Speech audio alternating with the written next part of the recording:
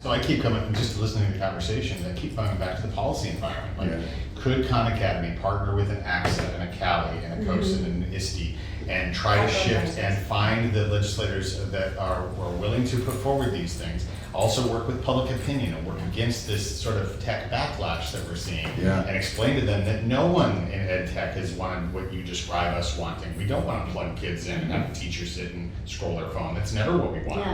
And dispel that sort of straw man argument, and then put forward some legislation that would break our addiction to ADA, that would allow us to go to multi-age learning, that would allow us to build assessments that actually measure what businesses have told us for 30 years that they want, but we've never measured. We have a school in our district, they adopted PBL. PBL is project-based learning.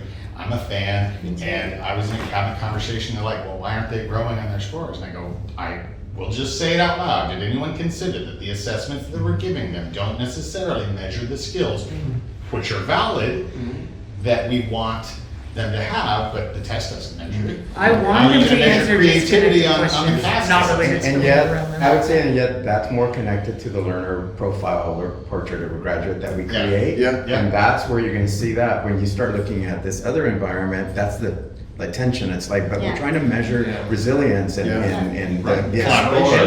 None of it ever happens in the classroom. I mean, I've been doing learner profiles for 15 years, and you go to these districts and you walk their high schools, and where those skills are built are on a baseball field or a soccer field. They're not happy in academics. Or musical theater. Or musical theater, for sure. No, for sure. 100%. I'm with you.